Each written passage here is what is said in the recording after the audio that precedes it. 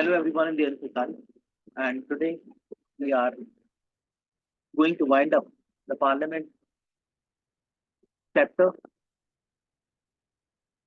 and we will look about the committees in the last part, which is the budgetary process in the Parliament.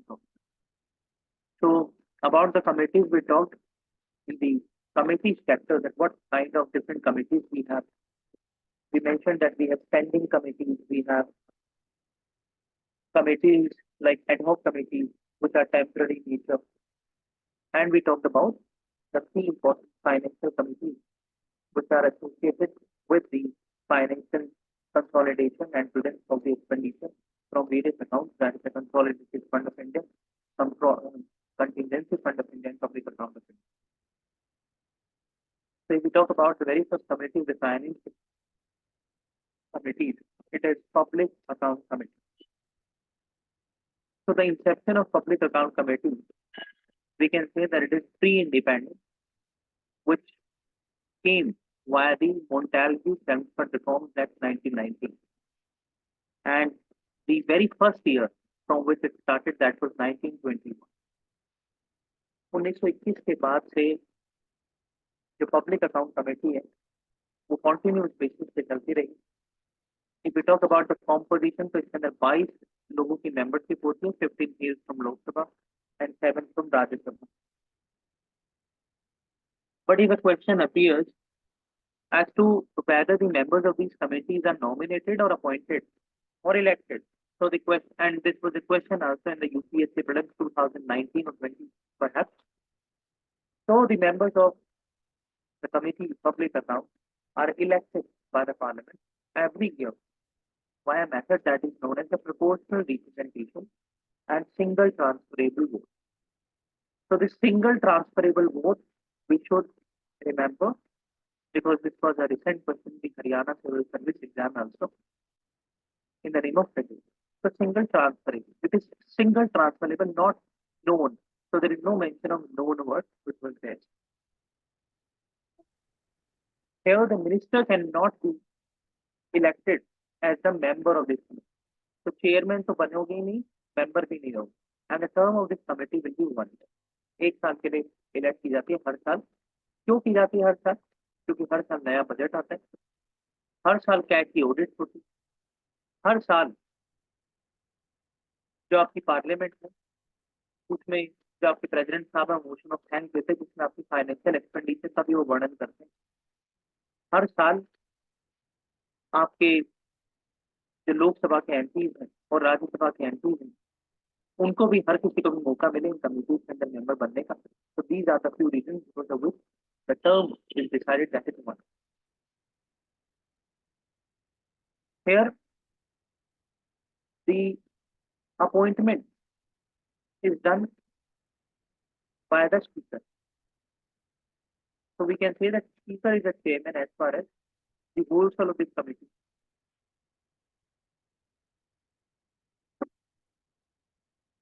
Till 1966, the chairman of this committee used to come from the majority party or from the government party. But post 1967, we have this political convention where the chairman comes from the opposition. Why so? Because to have more checks and balances over the executive government in terms of the financial expense. Now, the committee करती क्या है? तो पहला, जो भी सरकार ने expenditure किया है वो लीगल है, फॉर्मल है, क्या इरेगुलरिटीज उन्होंने की, इकोनॉमी सही से चल पा रही है, इसके बाद जो भी एक्सपेंस आपने किए उनमें से क्या प्रॉफिट हुआ, क्या लॉस, सारी चीजों को एग्जामिन करने के लिए ये कमेटी हर किसी रिपोर्ट को स्टडी करती है और फाइनेंशियल जितनी भी रिपोर्ट हमको स्टडी करती है, स्पेशली कैश की रिपोर्ट. अगर स्पेसिफिक देखें तो ये आपके दो तरीके के अकाउंट को पर्टिकुलरली स्टडी करती है. पहला होता है एप्रोप्रिएशन अकाउंट और दूसरा होता है फाइनेंस अकाउंट. ये ऐसा कोई दूसरा अकाउंट भी स्टडी कर सकती है जो लोकसभा के स्पीकर या लोकसभा इनको बोले स्टडी कर. एप्रोप्रिएशन अकाउंट जो होता है वो ये बताता है कि आपको एक्सपेंडिचर करने के लिए पैसा कितना सैंक्शन हुआ था और आपने कर कितना दिया। तो एप्रोप्रिएशन ये बता, और फाइनेंस अकाउंट आपका सिर्फ ये बताता है कि आपको जितना पैसा आपने लगाया, उतने जो एक्सपेंडिचर आपने किया उसके बदले में आपको कितनी रिसिप्ट यानी इनवॉइसेस, यानी आपको कितना वापस पैसा मिला। तो फाइनेंस अकाउंट में ये है। इसके बाद जो कंट्रोलर एंड ऑडिटर जनरल, जो कि कॉन्स्टिट्यूशनल ऑफिसर अंडर आर्टिकल 148, वो भी रिपोर्ट अलग अलग इंस्टीट्यूशंस की, अलग अलग ऑर्गेनाइजेशंस की स्टडी करते हैं, बनाते हैं, और वो कैग की रिपोर्ट ये कमेटी स्टडी करती है। फिर ये देखती है कि जो पैसा सरकार को दिया गया था, क्या वो सही दिया गया था, जो एक्सपेंडिचर उन्होंने किया क्या उनके दायरे में था, जो पैसा वो बार बार मांग रहे हैं क्या वो रूल के हिसाब से है। इसके बाद अगर कैग ने कोई ऐसी रिपोर्ट की जो बहुत ही पब्लिक, जैसे कि रिसेंट में हम कॉन्टेम्प्रेरी एग्जांपल देखें तो ऑल इंडिया फुटबॉल फेडरेशन, जिसके प्रेसिडेंट इलेक्शन के ऊपर क्रिमिनल सिविल केस भी रजिस्टर्ड हुआ, सुप्रीम कोर्ट के अंदर मैटर हुआ, फीफा ने इंडियन फुटबॉल टीम को डी रजिस्टर्ड भी किया। तो उसके बाद कैग की रिपोर्ट पार्लियामेंट की पब्लिक अकाउंट कमेटी ने पढ़ी, और उसके बाद प्रेस प्रेसिडेंशियल इलेक्शन। इसके बाद जो कैग ने रिपोर्ट की ऑटोनोमस सेमी ऑटोनोमस बॉडीज के ऊपर, उसको भी ये स्टडी करते हैं। इसके बाद कोई कैग की ऐसी रिपोर्ट है जो किसी डिफेंस, अकाउंट, स्टोर, स्टॉक, इन सब से भी रिलेटेड है, तो उसको भी स्टडी करते हैं। और ये एक चीज का ध्यान और रखते हैं कि जितना पैसा सरकार को दिया गया एक साल के लिए, जो लोकसभा ने उनको दिया, कितना खर्च हुआ, कैसे खर्च हुआ, क्यों खर्च हुआ। अब जब इतनी सारी ये चीजें करते हैं पब्लिक अकाउंट कमेटी के अंदर, तो ये तो नॉर्मल पार्लियामेंटेरियन है, इनको इतनी एक्सपर्टीज भी नहीं। तो इसीलिए हमारे यहाँ जो कैग है, कंट्रोलर एंड ऑडिटर जनरल, उनको स्पेशली बुलाया जाता है इनको असिस्ट करने के लिए पार्लियामेंटेरियन को, और इसीलिए कहा जाता है कि CAG is the guide, friend and philosopher of public account.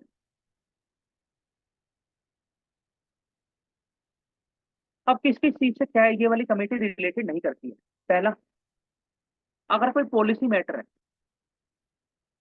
यानी एक तो है कि कानून के तहत आपको इतना पैसा मिलना है, और एक आप कह रहे हैं कि मनरेगा पॉलिसी हमारी डायरेक्टिव प्रिंसिपल की कोई पॉलिसी है, उसके हिसाब से हमें पैसा दे दो आप। और अगर सरकार ने, लोकसभा ने दिया भी है, तो वो पॉलिसी मैटर आप नहीं डिस्कस करेंगे, आप लीगल मैटर डिस्कस करेंगे जिनका लीगली सैंक्शन हुआ है। दूसरा, आप पैसा मिलने से पहले स्टडी नहीं करेंगे कि सरकार को पैसा क्यों दे रहे हो, क्या से दे रहे हो, या फिर किस कारण से दे रहे हो। पैसा जब यूज हो चुका है, जब उसके ऊपर आप रिपोर्ट करो, स्टडी करो। इसको बोला जाता है पोस्टमार्टम एग्जाम। इसके बाद जो आपका डेली बेसिस का खर्चा होता है, जैसे कि लोकसभा का एक दिन का चलने का 5 लाख रुपए खर्चा है, आप ये नहीं बोल सकते कि उसको घटाओ, उसको कम करो। वो डे टू डे एडमिनिस्ट्रेशन में आप इंटरफेयर नहीं करेंगे।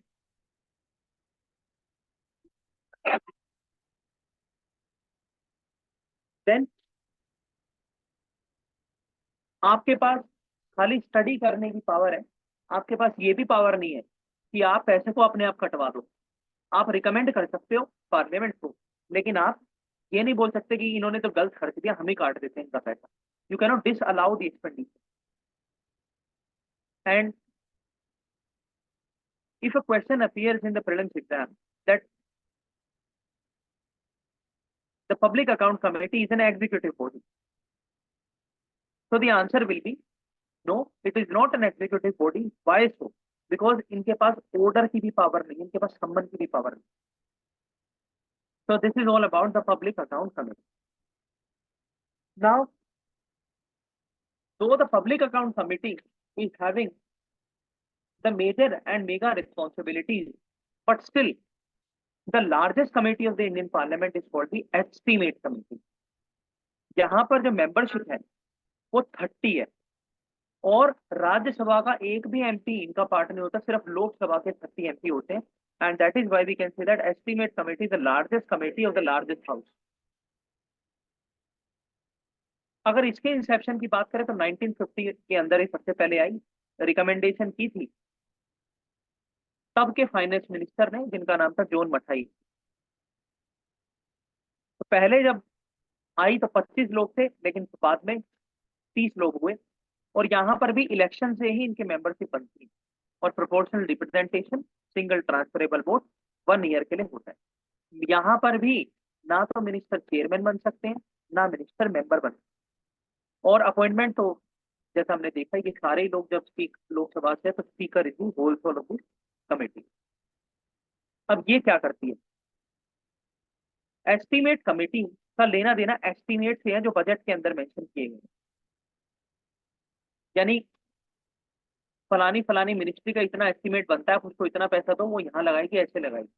उन सारी चीजों को स्टडी करने के लिए एस्टीमेट कमेटी बनाई जाती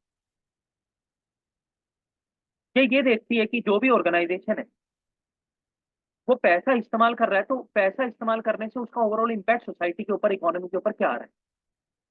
इसके बाद इसके पास भी रिकमेंडेशन या सजेशन की पावर होती है, जिसमें बता सकती है कि इकोनॉमी अच्छी चलाने के लिए आप ये वाली पॉलिसी से हटकर दूसरे वाली पॉलिसी अपना सकते हैं, ये वाले प्लान से हटकर दूसरा प्लान अपना सकते हैं।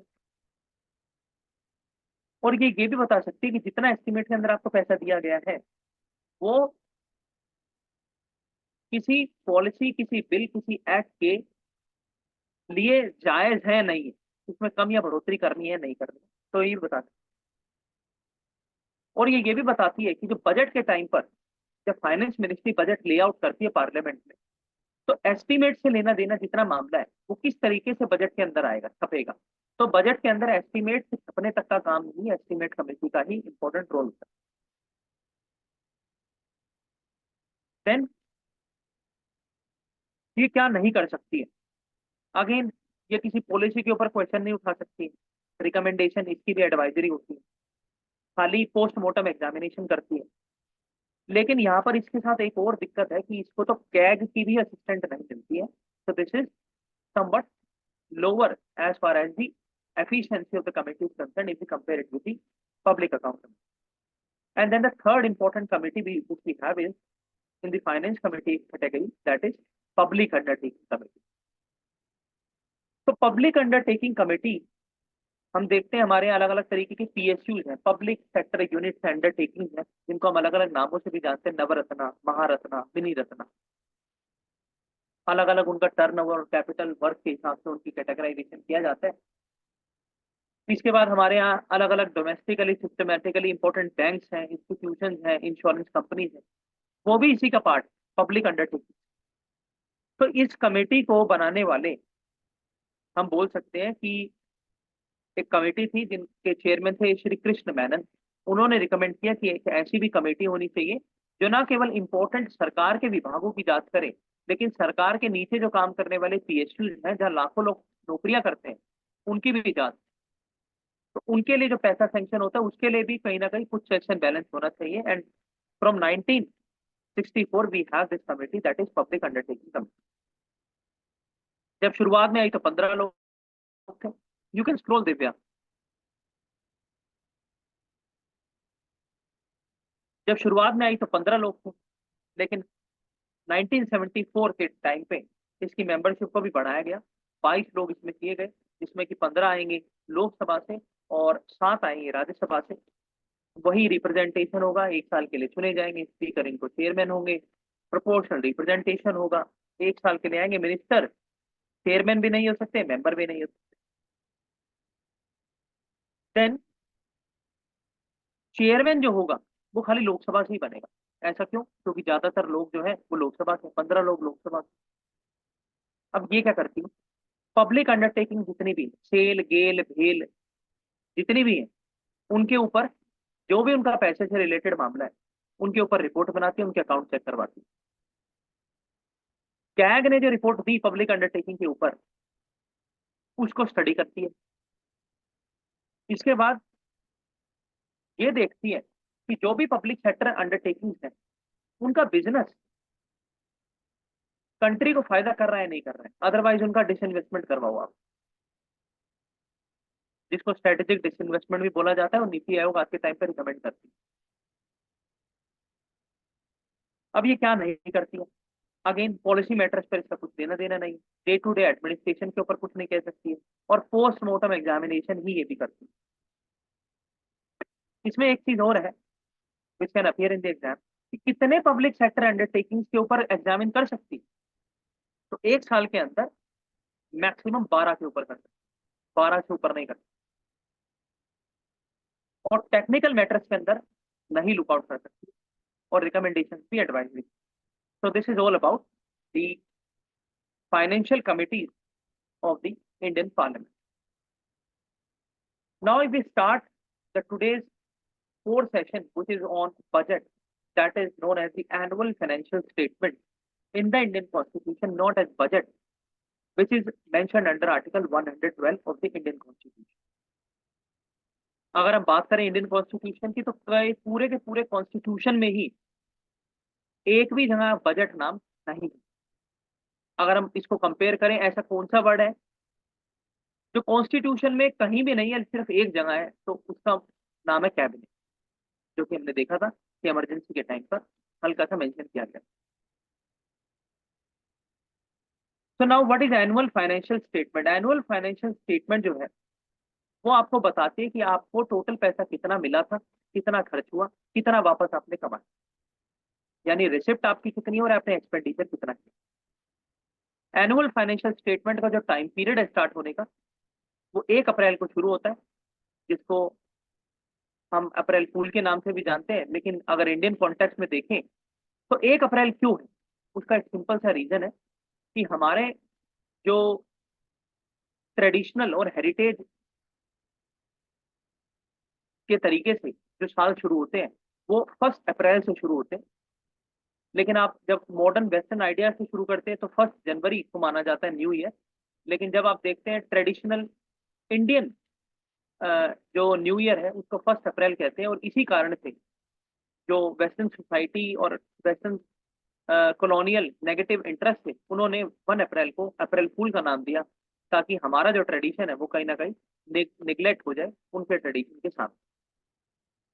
लेकिन हम बोल सकते हैं कि जो हमारा कॉन्स्टिट्यूशन है, हमारे अलग अलग जो लॉ ऑर्गेनाइजेशन हैं, स्टेट के कंपोनेंट्स हैं, वो आज भी इसी चीज को प्रैक्टिस करते हैं कि 1 अप्रैल से ही हम अपना न्यू ईयर मनाते हैं, और फाइनेंशियल ईयर भी यहीं से शुरू किया जाए। तो 1 अप्रैल से लेकर के 31 मार्च तक हमारा एक फाइनेंशियल ईयर होता है, और इसके बाद अगर हम देखें कि एनुअल फाइनेंशियल स्टेटमेंट में कौन कौन सी इंपॉर्टेंट चीजें होती हैं, सबसे पहला रिवेन्यू मैटर और कैपिटल मैटर, यानी आपके रिवेन्यू के एस्टीमेट, आपने कितना रिवेन्यू लगाया, कितना वापस आया। कैपिटल रिसिप्ट, आपने कितनी इन्वेस्टमेंट की, कितना उससे डेप्ट, कितना उससे डिविडेंड आया, कितना उससे पैसा। Ways and means to raise the revenue, आपने किस किस तरीके से पैसा लिया है, इंटरनल भी एक्सटर्नल भी, इसमें एक्सटर्नल बोरोइंग भी आ गई, इंटरनल बोरोइंग भी आ गई, यानी किस किस तरीके से आपने लिया, बाहर से लिया, ट्रेजरी से लिया, एक्सटर्नल कमर्शियल बोरोइंग फंड से लिया, कैसे लिया। एस्टिमेट्स ऑफ एक्सपेंडिचर, यानी जो आपका एक्सपेंडिचर है उसका एस्टिमेट क्या है, कितना सैंक्शन हुआ था, क्या उसमें ग्रांट्स थी। देन बस रोक दो, आप पे मत चलाओ। देन अगर आपने कोई डेफिसिट करवा दिया या हो गया, या सरप्लस हो गया, यानी घाटा हुआ है मुनाफा हुआ, उसका आप डिटेल वर्णन करें, ऐसा एक मैं उसके अंदर एनुअल फाइनेंशियल स्टेटमेंट के अंदर एक स्टेटमेंट ऐसी भी होनी। देन उसके अंदर एक स्टेटमेंट ये भी होनी चाहिए कि आपके नए साल में जो आप बजट लाने जा रहे हैं उसमें क्या आपकी इकोनॉमी और फाइनेंशियल पॉलिसी होने जा रही है, क्या टैक्सेशन मैटर्स आप नए लाने जा रहे हैं, क्या टैक्सेशन मैटर्स आप डिलीट करने जा रहे हैं, किस तरीके से पैसा लगाएंगे, कौन कौन से सेक्टर्स में लगाएंगे। Every component should be clearly elaborated on that statement। And जब हम बोल सकते हैं कि जो एनुअल फाइनेंशियल स्टेटमेंट है is a combination of 5 statements which I've just mentioned।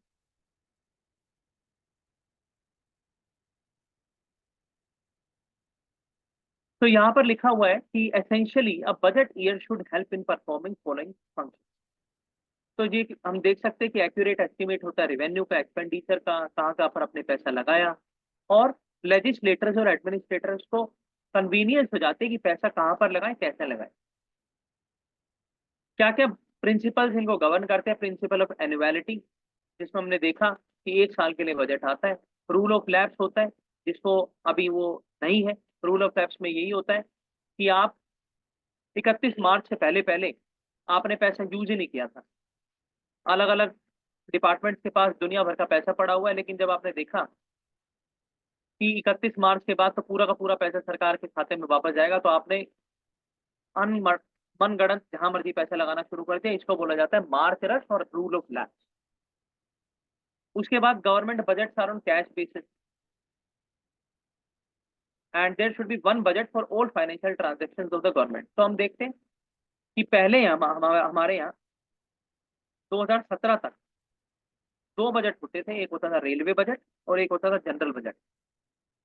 Railway budget ही क्यों होता था अलग?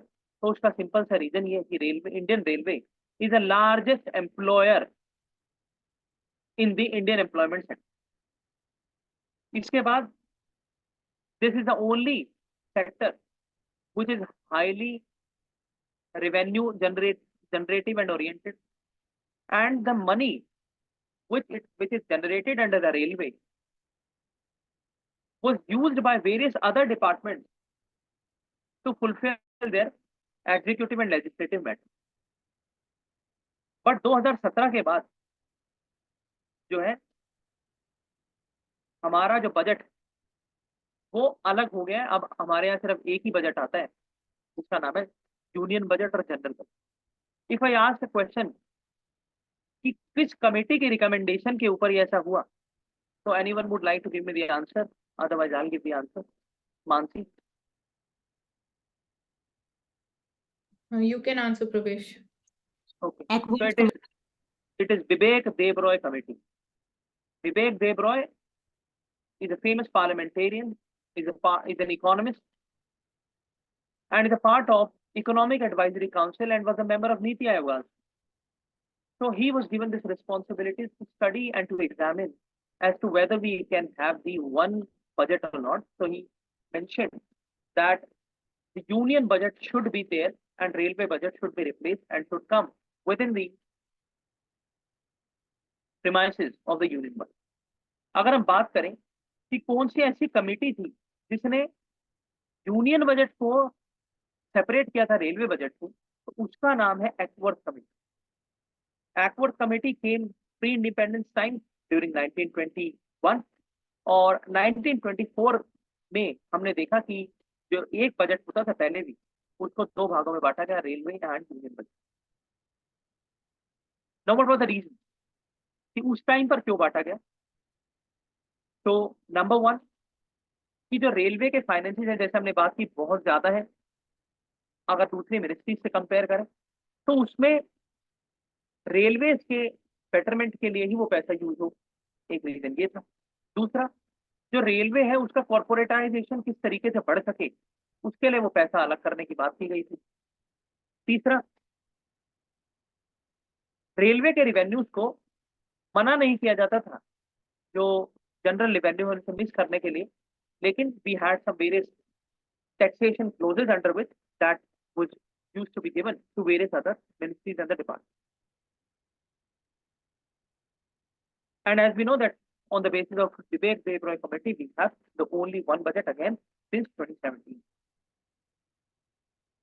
Then अगर हम बात करें कि क्या क्या अलग अलग प्रोविजंस हैं बजट के ऊपर, किस तरीके से आता है, कौन किसकी क्या रिस्पॉन्सिबिलिटी है, तो here comes the role of president of India, जिससे हमने बात देखी कि हर फाइनेंशियल ईयर पर यानी 1 अप्रैल पर वो सेशन बुलाते हैं और लेट करते हैं दोनों हाउसेस के सामने एनुअल फाइनेंशियल स्टेटमेंट को अंडर आर्टिकल 112, जिसमें रिसिप्ट और एक्सपेंडिचर दोनों का वो चर्चा करते हैं। देन अगर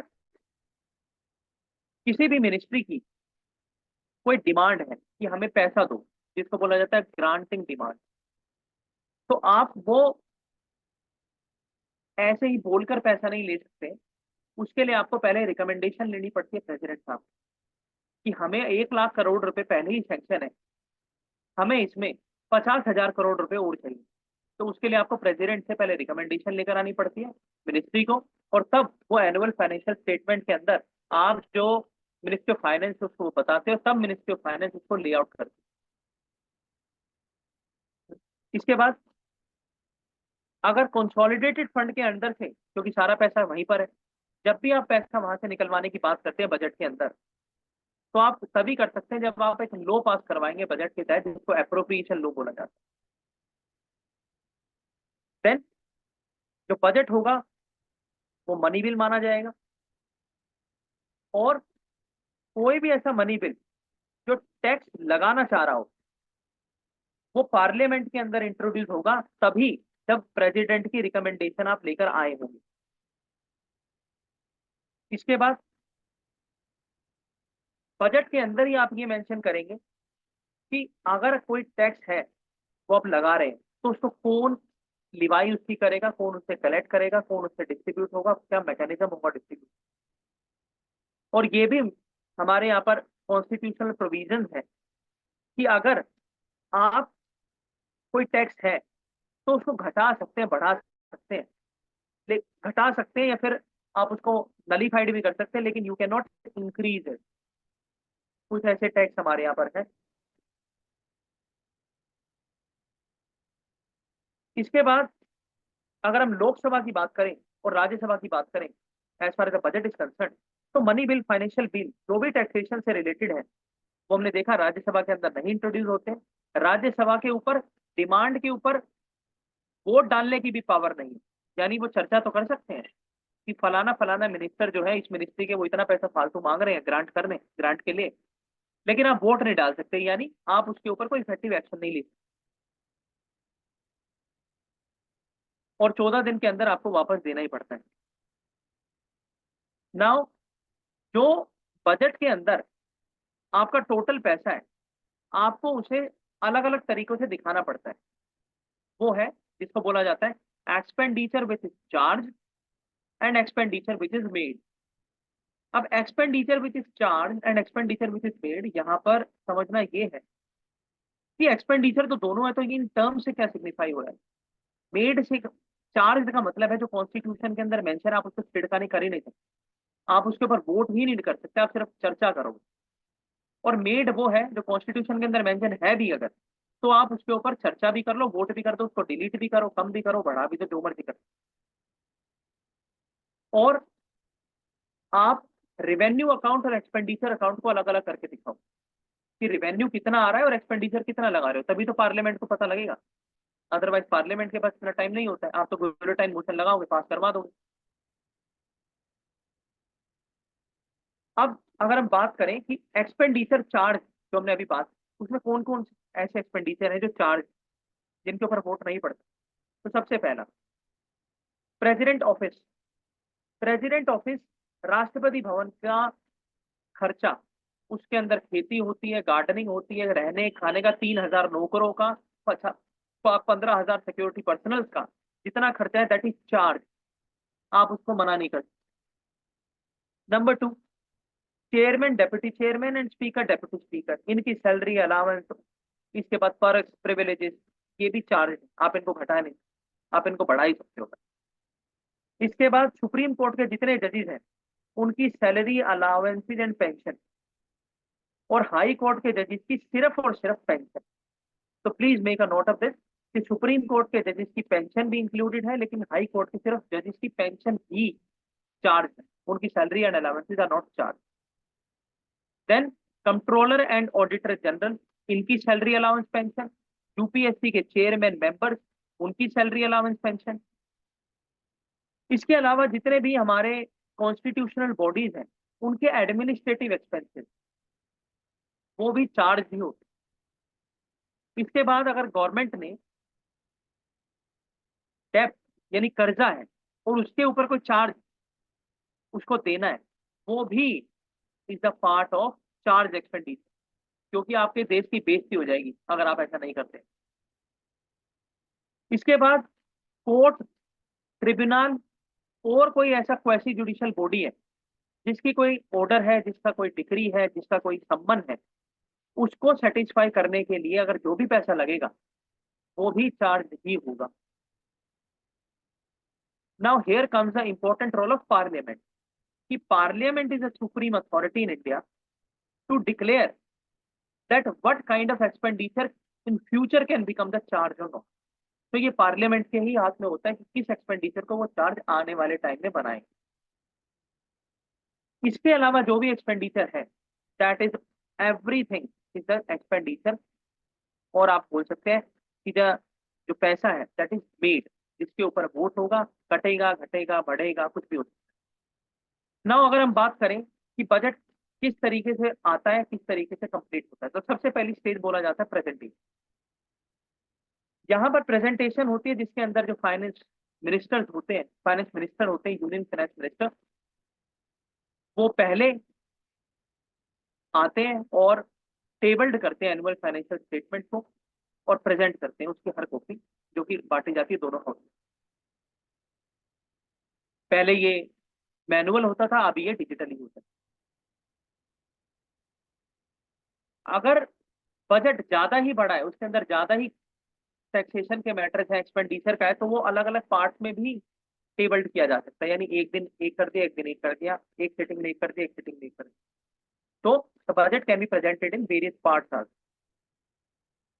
लेकिन जब भी आप ऐसे अलग अलग करके बजट को पास करवाएंगे तो पूरा का पूरा जो मैकेनिज्म है बजट का, हर पार्ट के ऊपर पूरा का पूरा मैकेनिज्म अप्लाई होगा। देन जब आप प्रेजेंट कर रहे हैं तो उस दिन आप, हमने बात की है कि जब भी कोई भी बिल, कोई भी लॉ, कोई भी रेजोल्यूशन, कोई भी मोशन आप जब टेबल करते हैं, आपको लीव लेनी पड़ती है हाउस की, और आप उस दिन पर डिस्कशन नहीं करवा सकते। तो finance minister just lays out the bill और the annual financial statement on the table before the speaker and takes a leave, and the finance minister presents this speech with a very famous budget speech, which becomes very important as far as various exams are concerned. और जैसे ही ये speech पूरी होती है लोकसभा के अंदर, तब ये बजट जो है वो राज्यसभा के अंदर जाता है, जो इसको डिस्कस करते हैं। लेकिन again there is no power to vote on the demand for the grant. अब बजट के अंदर ऐसी क्या क्या चीजें होती हैं which are important, so there are 9 to 10 things. Number one, first is a budget speech. वो बजट स्पीच जो है that is available to every citizen of India on the portal of the Ministry of Finance. Number two, annual financial statement, यानी article 112 के अंदर जिस चीज की बात कही गई है that is one part of the budget. Number third, demand for grant, अलग अलग मिनिस्ट्री की हमें इतना दे दो, हमें इतना दे दो। नंबर फोर, एप्रोप्रिएशन बिल, यानी कितना सैंक्शन हुआ और कितना लगाना है यार, कैसे लगाना है। फाइनेंस बिल, कि जितना पैसा है उसको रेवेन्यू और कैपिटल एक्सपेंडिचर जब करोगे तो वापस कितना लाओगे वो भी बताओ। देन एक्सपेंडिचर बजट, यानी कितना खर्चोगे, कैसे खर्चोगे। रिसिप्ट बजट, कितना वापस लोगे। Memorandum explaining the provision in the finance bill, यानी आपको मेमोरेंडम भी देने पड़ेंगे कि किस तरीके से आप फाइनेंस बिल के अंदर टैक्सेशन का अगर कोई मैटर आपने जोड़ा या घटाया तो क्यों घटाया, कैसे घटाया और क्या उसका फायदा होगा। Then budget at a glance, जिसके अंदर समरी इसको बोला जाता है, और आउटकम बजट की पूरे ओवरऑल बजट को क्या निकलेगा। And now becomes important thing that is FRBM act 2003। तो 2003 के अंदर एफआरबीएम एक्ट आता है जिसका नाम है fiscal responsibility and budget management act, जिसके अंदर बात होता है कि जो सरकारें हैं वो अपने फाइनेंसिस को इतना सिस्टमैटिकली यूज करें कि एक्स्ट्रा वेजेंसीज ना हो, पब्लिक एक्सपेंडिचर खराब ना हो, और लोगों का जो ट्रस्ट है सरकार के ऊपर कि हमारा टैक्सेशन का पैसा आपके पास जा रहा है तो इसे जिम्मेदारी से यूज कीजिए, उसकी यहाँ पर बात होती है। तो एफआरबीएम एक्ट जो है मैंडेट करता है गवर्नमेंट को तीन चीजें और पेश करने की during the time of budget. First is macro economic framework statement.